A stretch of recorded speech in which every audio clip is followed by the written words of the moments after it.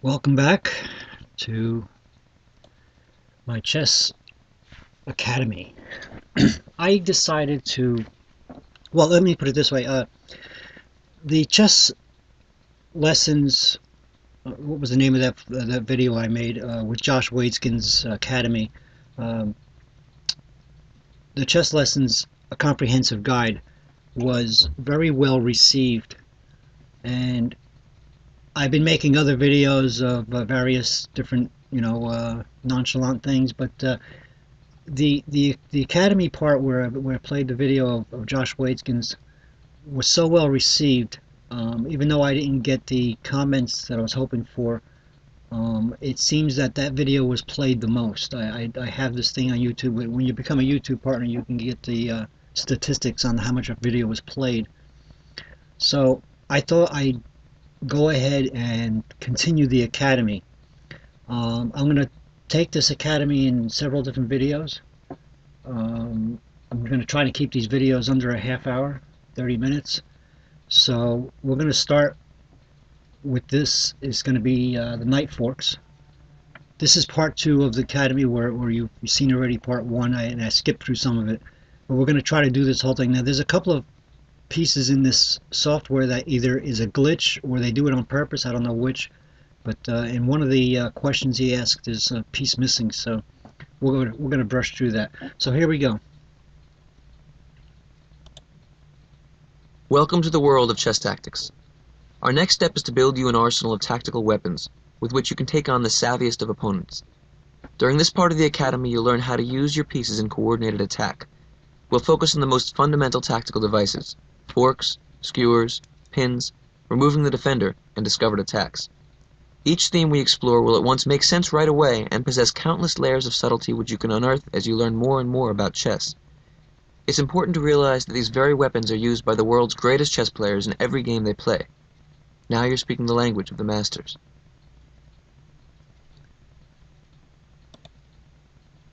The first component of our arsenal is called forks.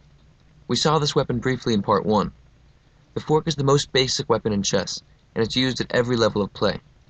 You can envision it as a fork in the road, a branching of possibilities. Whenever one piece attacks 2 other pieces, it's a fork. As this course progresses, we'll see numerous examples of double attacks. The fork is the most basic and essential manifestation. In general, the more valuable the other 2 pieces, the more powerful the fork.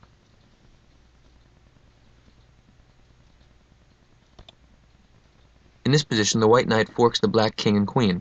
This is a royal fork, and the strongest of all possibilities. In general, the more valuable the other 2 pieces, the more powerful the fork. In this section, we're going to focus on knight forks, because this is the hardest piece to get used to. But first, let's look at some basic forks, where other pieces do the damage. In this position, white is in check, but can turn the tables on black. What is white's best move? Okay, so they're asking me what is white's best move.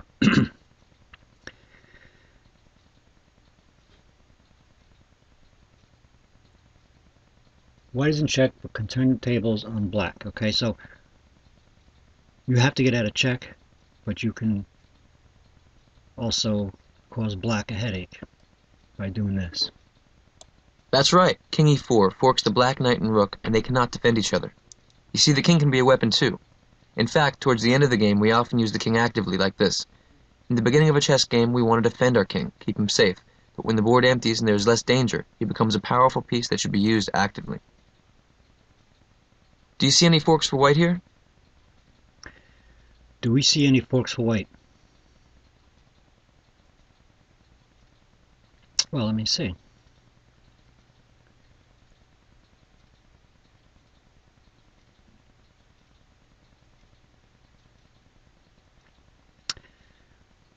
Are you ready? You got it. Here's c4 forks the knight and rook.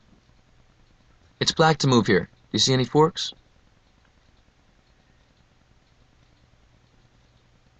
Each one of these tests, I'm going to give you a few seconds, and also I haven't seen this whole thing either, so I have to look myself. But it's black to move.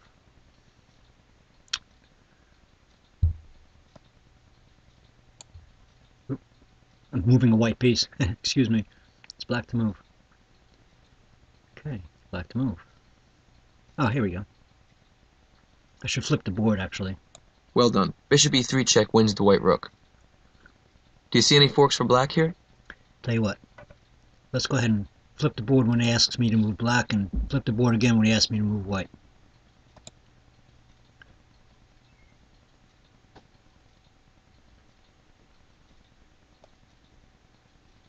Very good. Rook h5 forks the bishop and knight. This example shows how powerful a rook can be on an open board, forking pieces on opposite sides. Here, white can win the black rook with a queen fork, but there are two right ways and two wrong ways. Be careful. What's white's best move? On this one, there's two ways to do this. I could either go here, forking the king and the rook, or I can go here, and because queen is so powerful on the diagonals and on the verticals and horizontals, that she could also do this. Now I'll do it this way first. Very good. One of the two right moves is queen d5 check, winning the rook. The queen is a very powerful attacker and can be devastating with long-range forks. Do you see the other one? That's right. One of the two right moves is queen a2 check, winning the rook. The queen is a very powerful attacker and can be devastating with long-range forks. The other fork which would win the rook is queen d5 check. This next position is similar to the last one, but with a wrinkle. Here black has one way to win the white rook, but there are three tempting but wrong tries. Take your time with this one. Find the best move. Okay.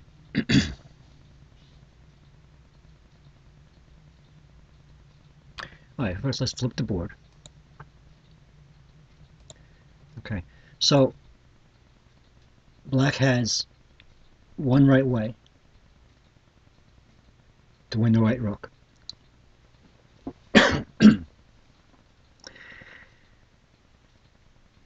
Okay, so a wrong way, for example, would be here, because then white can capture the queen.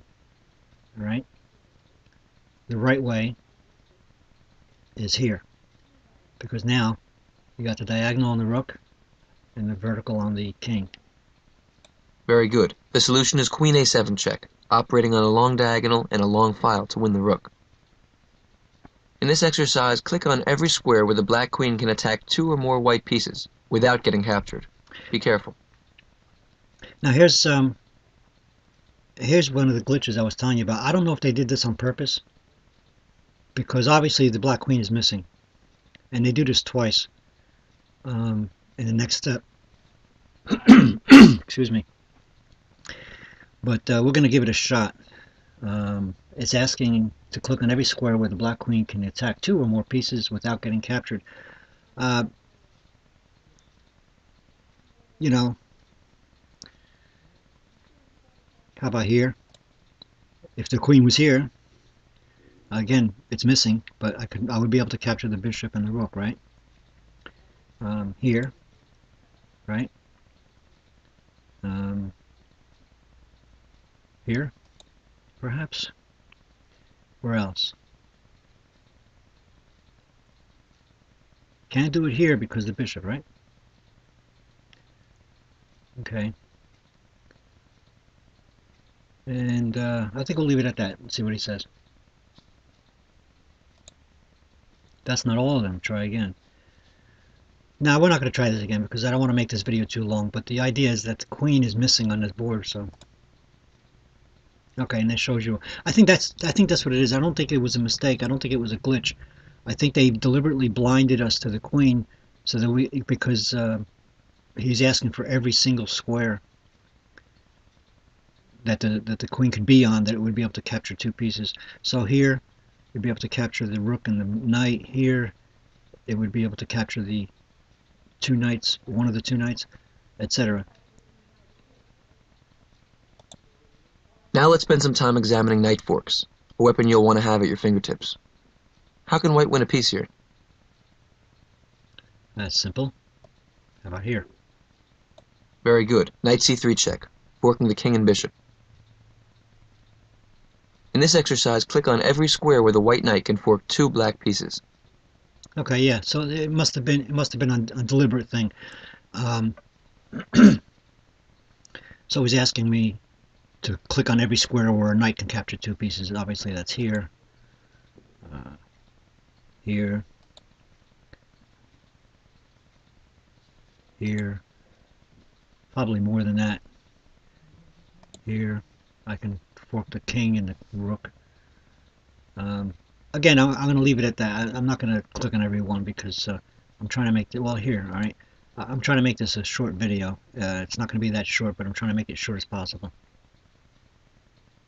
Now click on every square where a white knight could fork two black pieces without getting captured. So I'd be able to get capture here, so I can't go there, right? How about here? And how about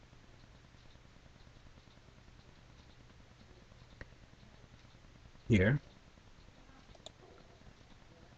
Leave it at that. In the middle game and opening, knight forks often take place on the f7 square, like in this position. Here the white knight forks the black queen and rook. One way this type of fork can arise is in an opening that I used to play when I was a kid, called the fried liver. The fried From the liver beginning, attack. I play e4, my opponents would play e5. You usually want to develop a pawn into the center of the board in the beginning. Then you want to develop a central knight. I played knight f3 attacking his e-pawn. My opponents would play knight c6 defending. Then I'd play bishop c4. Notice how I'm developing my pieces into the center of the board, and I'm preparing my king to castle into safety. My opponents would play knight f6, and now I would play the move knight g5. A lot of the time they'd play a move like d6 here. Now, what's white's best move? You know, I got killed by this when I first started. Not first started learning, but when I first started playing somebody at work. This is I realized later that this is called a fried liver attack, and he was killing me every time. And I finally got the picture. I finally figured it out and realized that this pawn move or any other move I made was certain was a mistake. What I did was I started to move the pawn up to two spaces. But in any case, here's what Josh Waitzkin's asking. Good job. Here you can play the fork that I showed you above. Knight takes f7, forks the queen, and rook. You see the bishop on c4 defends the knight, so the black king can't capture it. After knight takes f7, black should move the more valuable piece out of the attack, with queen e7, and white plays knight takes h8, and has won a rook. I can't tell you how many games I won with this trap as a 6- and 7-year-old boy, but I didn't show you this opening for you to memorize it and try to start winning chess games fast. Memorizing opening traps is the wrong way to study chess, because then we're not learning the heart of the game. The reason I showed you this opening is because I want you to see how patterns we work on with just a few pieces on the board can be repeated in much more complicated situations. So as this course goes along, just try to get a feeling for the essence of each tactical and strategical device I show you. These are the principles of chess, and they can be applied to any situation. The key is to learn the basics in a more simplified atmosphere so we can focus on what's essential. What should white play here? Find the best move. Okay. Well, that's not too difficult. How about Well done. Knight c5 check. Well, here we see the white has two forks, knight c5 check and knight d4 check. We know that a rook is worth 5 pawns and a bishop is only worth 3 pawns, so let's win the rook. In chess, you'll often see a good move, then maybe a slightly better move. But take your time. Find the best move. What is white's best fork here? okay? So to speed this up a little bit, obviously I could do this, but what's going to happen is that the black knight will just simply capture mine. So the best fork here is simply to go after a pawn. Very good. White's best move is knight e5 check, winning a pawn.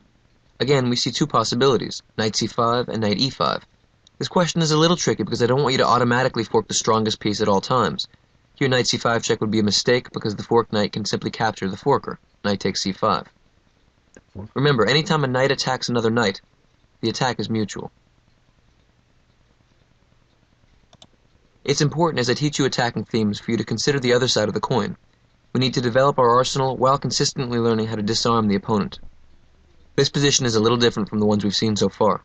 Here white is forking black's rook and bishop. Do you see any way for black to avoid losing material? Okay. That's right. Black can defend with rook a6. So after knight takes d6, he can recapture rook takes d6. And we know that bishops and knights are both worth approximately 3 pawns. so no material was lost or won. Whenever you fork, you want to find the most forcing alternative, so your opponent cannot defend. For example, take a look at the next position. Here white has two possible forks. What's the best move? Okay, the best move is to put the king in check. Well done. Clearly knight b3 check is most forcing, and wins a rook outright. What happens after the mistake, knight c6? White is forking the two black rooks. What should black play here? Well, there are a few ways to avoid losing a whole rook. First of all, either rook could move to a8 or d5 and defend the other one, so black would only lose the exchange, knight for rook, the equivalent of about 2 pawns. In chess, we call the trade-off of rook for bishop or rook for knight the exchange, so if you win a rook for a bishop, you've won the exchange. If you lose, for example, a rook for a knight, you've lost the exchange. Okay. But black has a better move after knight c6. Look for the most forcing escape. Okay, so not all forks are, what's the word I'm looking for, are legitimate because you can get out of it. For example, if I was playing black, this looks nasty. It looks like white has got me, but the fact is that there's almost no pieces on the board, and I could just simply put white in check and get out of it altogether. Good work. Rook h8 check. Get out of attack with tempo. You see, if the rook is checking the king, white is forced to move out of the way. This type of forcing response is an in-between move, is called with tempo. White has to move the king, after which black can move the a5 rook and have gotten out of danger completely. So on both attack and defense, you want to minimize your opponent's chances by finding the most forcing alternative. Okay, this problem might be a little tough because it uses a combination to set up a fork. You haven't yet learned the main idea that the combination is based on. It's coming up next, so don't worry if you have trouble. But try to solve it. It's good to stretch the mind. Here white can set up a powerful fork. Take your time and see if you find the combination. Click next when you see the move. Okay, so sometimes in chess, beginners, a lot of beginners, or most of them actually, even people who are not beginners, the cringe factor of losing a piece stops a lot of people from actually making a really powerful move. The cringe factor here is that to set up this fork, you actually have to sacrifice your rook. And the cringe factor makes a lot of us not see the powerful move. Even to this day, I play chess, and I don't see it because in the heat of the game, you don't always you're under stress of trying to win the game, and you don't always see the best move. But this is about sacrifice.